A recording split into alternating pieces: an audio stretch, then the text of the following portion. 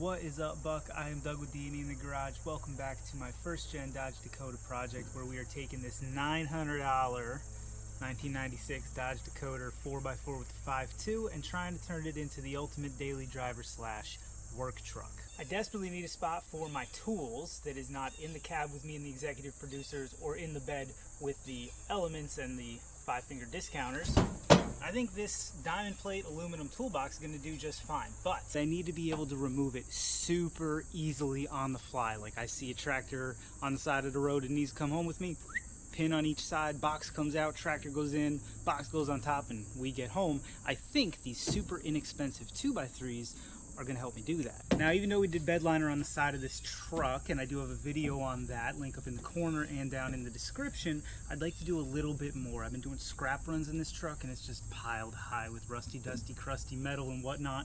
And even though it's bed lined, the sides are going to take some serious abuse. So my thinking is to use this wood as A, the sacrificial barrier on top of the bed, and B, the base for mounting our toolbox. Why don't we get into it, and I will explain the rest of the details as we go. Can confirm though, it's going to be a nice mix of woodworking and metalworking together. I'm pretty excited. So we don't want to go all the way to the cab. We want to start at the end of the actual bed there. And my thinking is we want to end it about here. And then 45 that top. That's kind of what I'm thinking. Where does that put us lengthwise? Call 72.5, why not?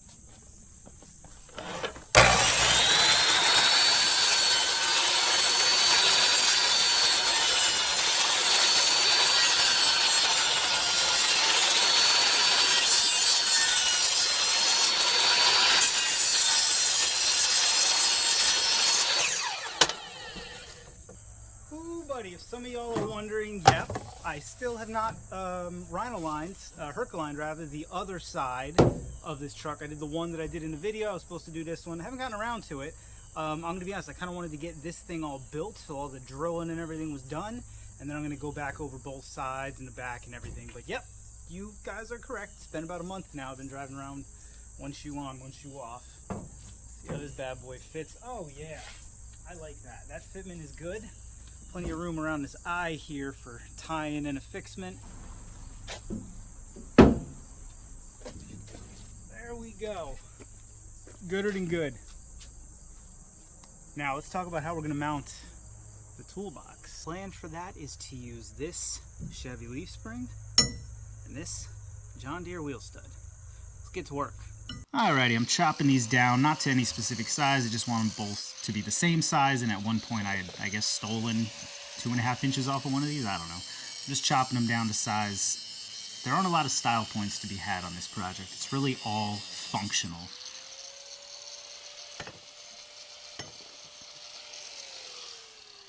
And what I mean by that is I'm not trying to make, every corner uniform or make them look decorative or really very finished. I just want to get the sharp edges off and make everything look a little bit deliberate. So I didn't just put totally random chunks of metal on the truck. If you're trying to get into a little bit of metalworking, just a little side quest here, these 1x30 sanders are absolutely 10 out of 10. They're not super pricey with super pricey belts like the 2x72s that proper knife makers use, but it's better than a grinding wheel, it's better than a flap disc. It's just different, and it'll get you to different corners of the metalworking world. Would recommend.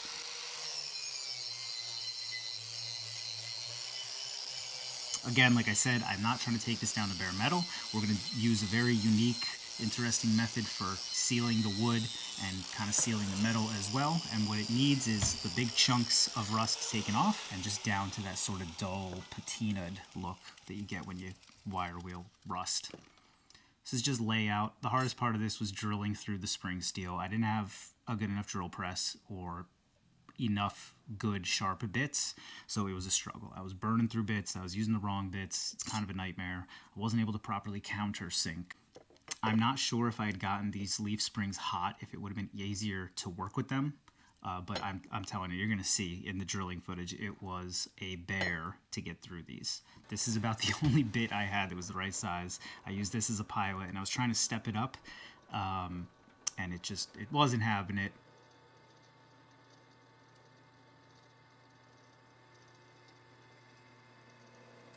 So that one, like I said, was pretty good, and then as I step it up, it just gets uglier from there.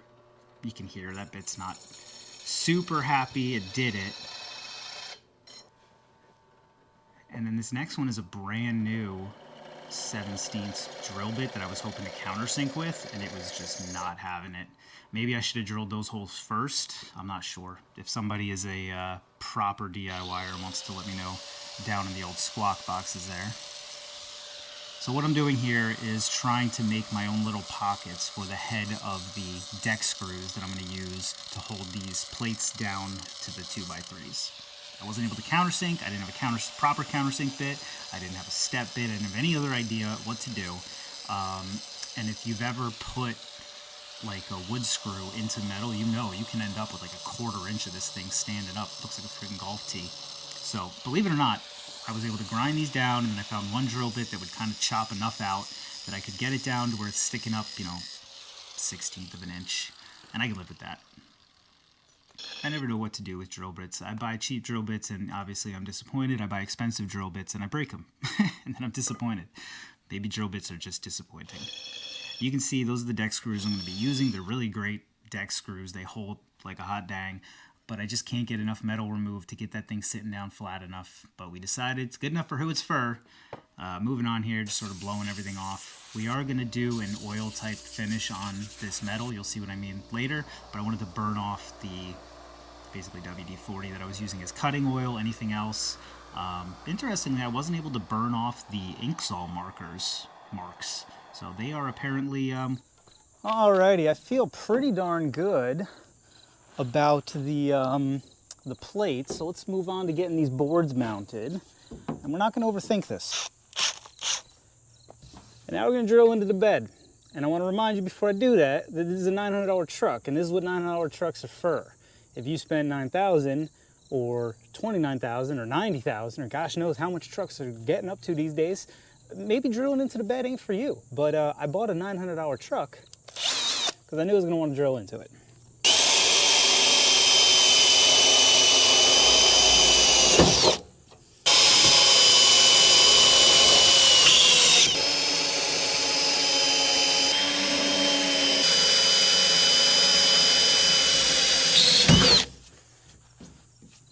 I'm gonna take some of this lithium grease and dab the back of each hole. That'll make more sense in a minute.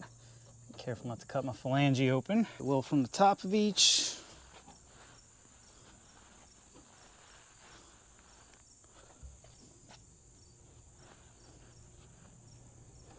And we're just gonna zip them in. We're gonna start at the back because it doesn't really matter where we end up down there, but I want this to be square with the bottom of the box or the back of the box.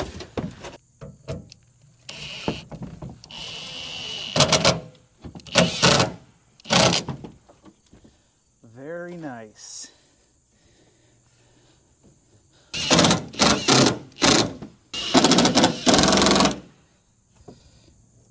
It was at this point that I realized there was a wicked twist in this board that I just didn't pick up in the store, or maybe it developed the 2 or 3 days it was sitting outside at the house in the sun. I don't know, but I kind of just got to work with it now. It's not going to sit totally flush, but again, $900 truck. There we have it. And obviously, the whole point here, if you haven't noticed, I used the cheapest wood I could possibly find. It's all sacrificial. So when something falls on it, it doesn't smash my bed up all to pieces. And I don't know, every once in a while, I'll probably replace this wood. So it doesn't matter. But, oh yeah, it's on there. Real good. 10 out of 10. Let's do the other side.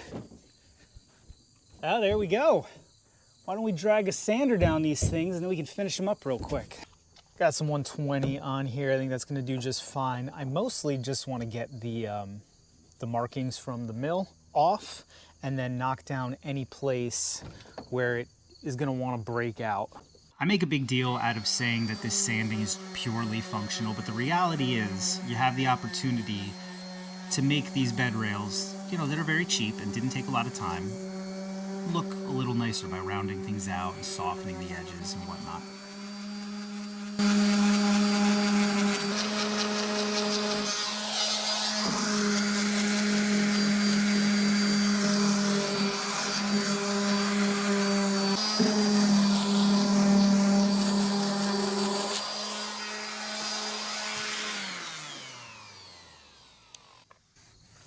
Ooh, buddy, that 120 did us real nice. Now we're gonna use a 2-part method for treating this thing to give it an appearance that I think looks good and to keep it from rot and keep it pretty well protected and make it a serviceable finish going forward. But to start with, let's burn the frig out of it, because burnt pine is basically the pumpkin spice of the carpentry world, isn't it? And I got time for it. Now when you're burning, if you go to do this yourself, what you want to do is you want to do a 2-pass method. If you try to burn it all in one pass, things are going to get too hot and it's going to start to look splotchy. So essentially you do a nice slow pass to preheat and then come right back over that for the burn coat. Preheat and burn. See how easy she burns on the second one? Because it's already got a little bit of heat into it. I don't have to sit there and try to, you know, wiggle it around and get it to take that color. That's how you end up with very uneven, splotchy burn.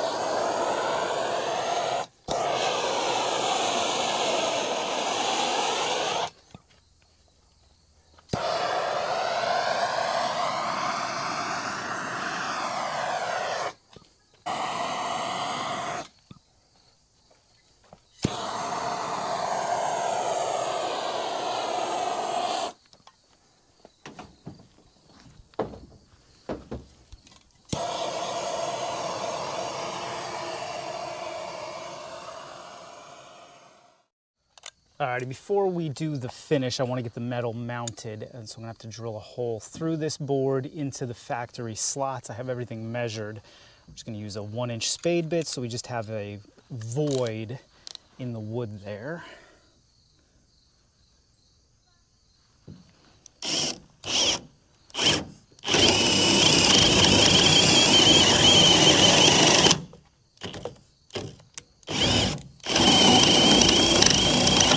Hey, we measured right.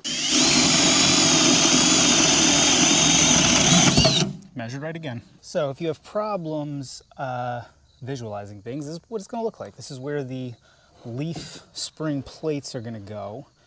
I opted for 5 mounting holes. It's going to be more than enough with those same outdoor deck screws. And then all we need to do is mount, well, weld in this nut corresponding with this hole. Wow, isn't that wild? What are the odds of it lining up with the hole that was already there? Like, it lined up perfectly. I couldn't do that again if I tried. That was not intentional. Man, that's awesome. Wonder if we can just make that hole a little bigger and then sink this guy in. It's gonna be 10 out of 10. Let's see if it lined up on the other side too. We'll mark this one as drivers.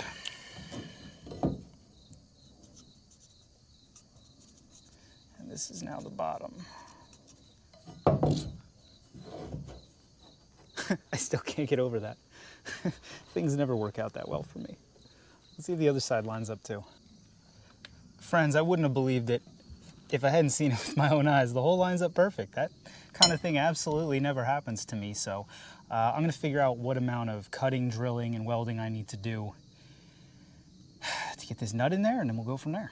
Alrighty friends, based on the development that the holes line up and a deep desire to not have to drill any more through this friggin' spring steel, we found new hardware. I would have liked to use this big beefy stud, but the way we ended up doing it, the stud really wasn't going to work right anyway because of the splined area.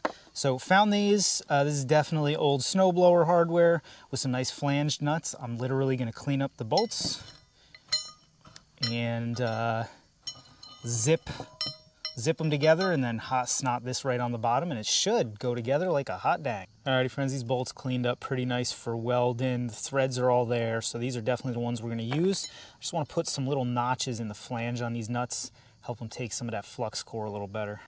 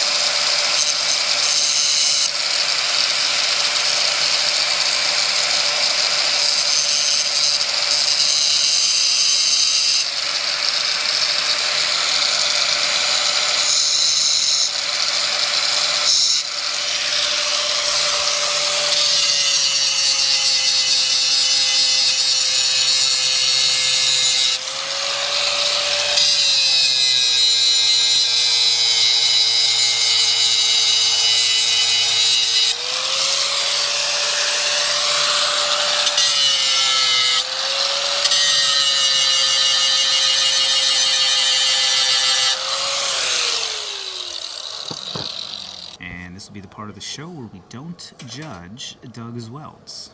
If it holds, it's gold.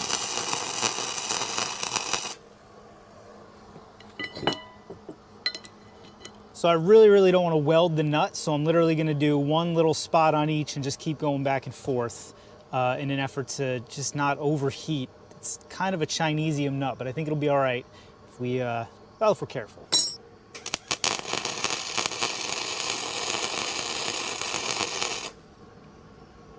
Nice. Back over here.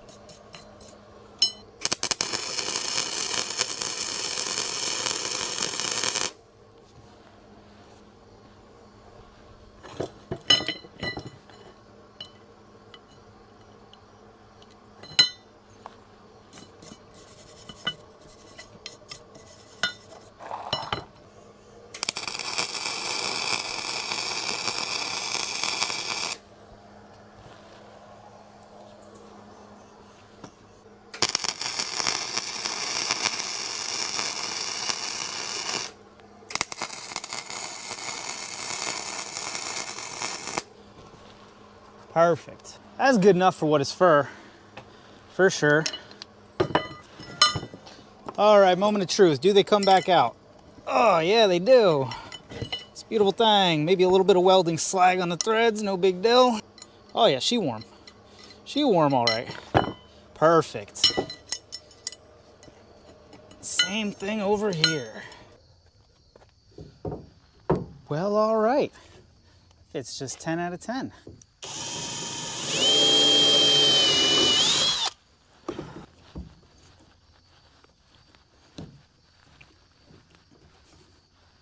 Alright, does not sit as flush as I'd like it to. Beggars can't be choosers. I'd like to remind everybody, $900 truck. They do lock in tight, and that's nice. Let me finish these up, then I'll show you how we're gonna seal both the metal and the wood. Some of you are really gonna not like this. I'm gonna use used motor oil to keep this from rusting out on me and keep this wood from rotting out on me.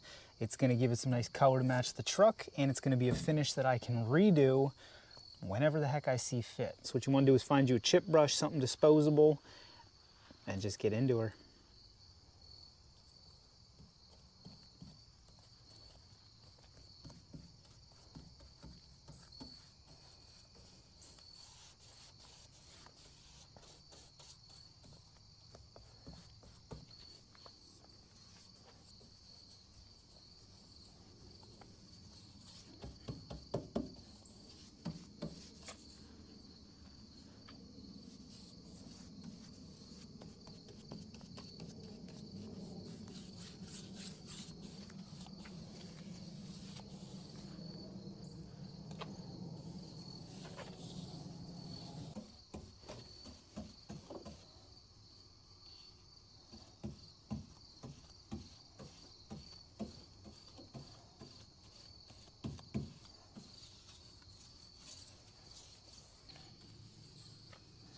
Alrighty friends, a nice sloppy coat right on there. I'm just gonna let that sit. I'm gonna nail some of the bigger drips, but I have no problems just letting that sip and drip and soak in and basically make it so that this wood is impossible to rot.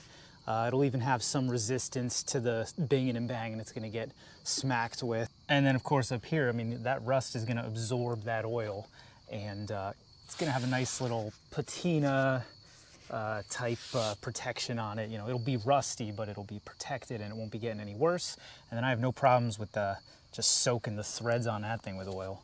So we're gonna let this sit overnight. I'm actually taking this truck out to New York tomorrow to go meet my favorite YouTubers. So there's gonna be a little video on that. It is a couple days later. I did my trip out to Long Island, New York to meet Project Dano, among other things. Brought back this power washer that belongs to Dan's dad. It was not starting. We figured that one out. Dano hooked me up with a mower, and this bad boy, which really illustrates why I need the box to be so easily removable. I pick up stuff like this all the time, but then the rest of the time I'm doing service calls and I need all of my tools, and I mean all of them. Anything I forget is guaranteed to be the thing I needed that day. And since they're in the shot, some of y'all may be looking at those Mopar boxes there. Those did come back with me from Long Island, but they are not from Dano. They are from a new Jeep friend, Andy. He and Dano do all kinds of crazy XJ stuff. A bunch of the videos Dano's done on rescue XJs or crazy XJ issues, they were actually Andy's Jeeps. But what Andy did, I think he said via trade, he came upon a set of my dream WJ wheels, new in box. I've only had one WJ with this wheel design and it was KO'd. Anyway, Andy's heard me talk about him in so many videos. He said, here, I've given you a brand new set. Stop bringing it up in videos. So huge shout out to Andy. I can't wait to visit him on Long Island again, maybe get into some of that XJ action with him and Dano. But back to the video today. What I just showed you, I had to bring all this stuff back from Long Island, so this box needs to be super easily removable. Well friends, my neighbor's mower in the background is not going to be the only issue on this video. I lost all the audio for the install on the box, so what I'm going to do is a little voiceover, but I needed some kind of segue to bridge the two, and that's what this is. So consider yourself bridged onto the install. And the install, so to speak, in this case, is really just a matter of drilling 2 holes in the diamond plate box, one on each side. The catch was I needed them in exactly the right spot. So my initial thought was, hey, put some lithium grease on the head of the bolt, pick the box up, put it down exactly where you want it, pick it up again, and you will have 2 perfectly marked holes. Problem is, there's no way I was going to put that box down perfect one time and not slide it, you know, a little bit in one direction or another as I was peeling it back off. So, second idea, open the box, grab a hammer, give it a couple love taps in the region of that bolt head. The idea being we'll create a circle or a little indent that we can then use to drill. We pick the box up and flip it back over. Lo and behold, that plan worked out pretty well. Gave us a perfect indent. It's even marked out in the grease a little bit. I pre-drilled for the sake of it and then threw the full 7/16 at it. Man, was drilling through this aluminum nicer than drilling through that spring steel. Flip the box back over. confirm both poles lined up. They're exactly where they need to be. That method worked perfectly. Now these fasteners will hand thread in most of the way, can finish them up with a wrench, but what we've done here is mounted this box very, very securely. It's not going to blow off. It's not going to be picked up and taken away by a 5-finger discounter, but if I see a treasure on the side of the road, I can pop this thing off in about 5 minutes or less, fill my bed, put this toolbox on top, and make my way on down the road. Alrighty friends, that just about does it for this one. We're going to give you a sneak peek into the next one. We're going to be trying to clean up this aluminum diamond plate box here. It's got all types of stains and oxidation and just crud and junk, but here's the thing, just like the rest of this project and the rest of the builds on this truck, it's got to be dirt cheap, and I have no idea how to do it. So leave me a comment down there in the squawk boxes what tools that I already have and what materials that I can get inexpensively, because I'm not going to buy a bunch of expensive compounds and stuff like that. It doesn't need to be mirror finish. Let's get her looking good enough for who's fur. Subscribe to the channel if you want to see that bad boy. Also, please leave me a comment on this thing. What are you thinking? I put up a reel on it, and honestly it was a little bit more divisive than I was thinking. A lot of you had environmental concerns or smell concerns. We're about 3 days after that initial filming. Things got away from me as they do. That there's zero smell. There's zero oiliness. I don't know what to tell y'all. Some of the skeptics were really vehement that I had just done something terrible. This one's done. Let me know what y'all think about it down in the squawk boxes. And if you made it all the way to the end of this video, you're probably gonna like the rest of the videos on this truck, so I'll leave a link to that playlist. You're probably gonna like the rest of the videos on the channel, so you should probably just subscribe now. Leave me a comment down in the squawk boxes. As always, thanks for watching. See you next time. And spoiler alert, this bad boy is a runner all day. We're gonna do very, very dangerous things with this. Yeah, buddy! Leave me a comment down there in the squawk boxes. You want to see a video on bringing this bad boy back to life, doing the whole thing, or no? You guys not into that? Let me know.